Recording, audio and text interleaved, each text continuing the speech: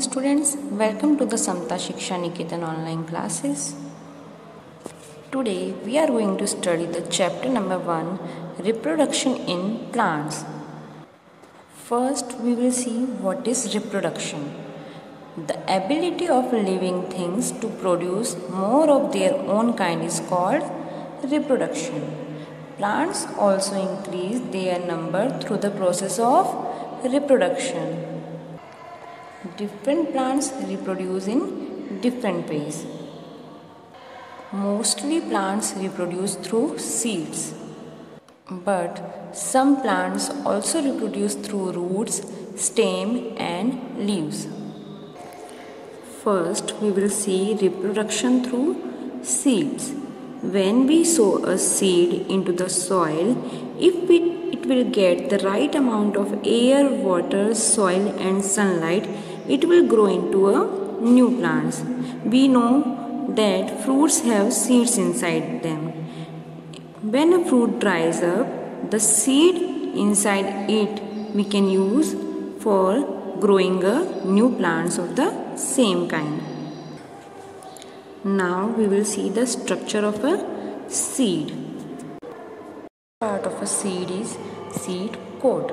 It is the outer covering of a seed and it protects the baby plant inside the seed, and it has tiny opening through which air and water can enter the seed. Next part is cotyledon or food store. Cotyledons contain food which is used by the baby plant for the growth. And between the cotyledon there is embryo or the baby plant. Now we will see the seed germination. The process by which a seed grows into a seedling or a baby plant is called germination. A germinating seed needs air to breathe and water. They get air and water with the help of seed coat, and water mixes the stored food in the seed leaves so that the food will be available to the baby plant, and sunlight gives the much needed warmness to help the seed to grow into a new plant. So a plant needs air, water and sunlight for germination.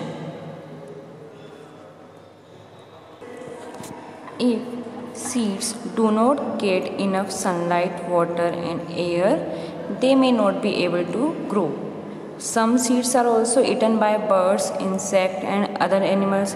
So plants reproduce so many seeds so that at least some of them will survive and germinate into new plants. Now we will see the reproduction through spores. Non-flowering plants like ferns, mosses, they do not reproduce from seeds. They make spores. Spores look like tiny dark colored dots like you can see in this bread. They bear spores. These spores burst and they scatter and germinate. You can see that bread has small tiny colored dots which is fungi. And mushroom also reproduce through spores. Now we will see the reproduction by other body parts in plants. First we will see reproduction by roots. In some plants, if we sow a root, it will grow into a new plant. Like sweet potato, radish, carrot, they are actually root, and if we sow them again, they will grow into a new plant. Now we will see reproduction through stem. Some plants like rose, hibiscus, they grow from stem cuttings. We cut their stem and plant in the soil, which will again grow into the new plant. Potatoes are also stem. They have buds called eyes which grow into a new plant. Next is reproduction through leaves. In some plants, some leaves grow new plants from their ages, and the new plants have their own leaves and roots. Example, Bryophyllum. Bryophyllum bears small seedlings on their leaves, which we can remove from the leaf and plant in the soil to get a new plant. Now we will see the dispersal of seeds. Dispersal of seeds is the process of scattering of seeds over long distance. We know that plants cannot move from one place to another, and we can also not sow so many seeds at a single place. So, dispersal of seed is very necessary for the healthy growth and survival of plants. Seeds are dispersed by different natural agents like wind, water, animals, and explosion of fruit. First, we will see dispersal by wind. Light seeds are carried away by the wind and they fell down at some other places, and where if they will get proper conditions, they will germinate.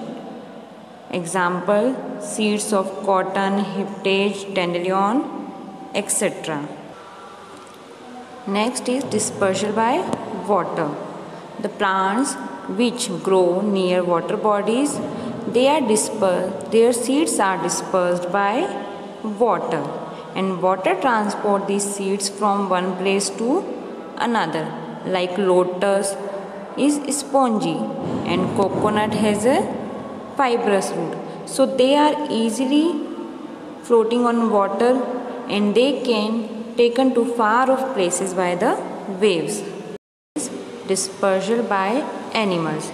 Human beings, animals and birds eat fruits and they throw away the seeds on the ground. And if the seed will get the proper condition, it will germinate. Some seeds have hooks and spines which stick to the body of animals or clothes and get dispersed to the other places, and at other places if they get proper conditions they germinate. Next is dispersal by explosion of fruits. The fruits of some plants burst when ripe, and the force of the explosion helps them to scatter the seeds in all directions. Examples, peas, geranium, poppy, gorse, etc. burst when ripe and they dispersed by explosion of food. Now we will see the cultivation of crops.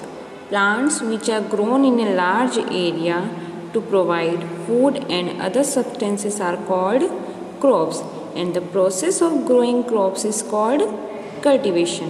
In India we have two crop seasons, the summer crops and the winter crops. First we will see the summer crops. Summer crops are also called kharif crops, means these crops are sown in the summer seasons. Examples, rice, corn, soyabean, sugarcane, groundnut, cotton are kharif crops. Next is winter crops. Winter crops are also called rabi crops. These crops are sown in the winter season. Example, wheat, oat, chickpea, mustard, almond, broccoli, etc. Now we will see the different stages for cultivating crops. First, the field is plowed, means farmers turn over the soil to grow their crops. Second, fertilizers and manure are added to the soil. Third, seeds are sown in the soil. Fourth, the field is irrigated with the water. And fifth, pesticides and insecticides are sprayed to protect the crops. And sixth, the crops are harvested, means at last we cut the crop. Now what measures should be taken to get good qualities farm produce? First, the crop should be selected according to the particular type of soil in an area. For example, rice cannot grow in sandy soil as it needs a wet clay soil. Second, we should add sufficient quantities of manure and select right type of fertilizers to keep the soil fertile.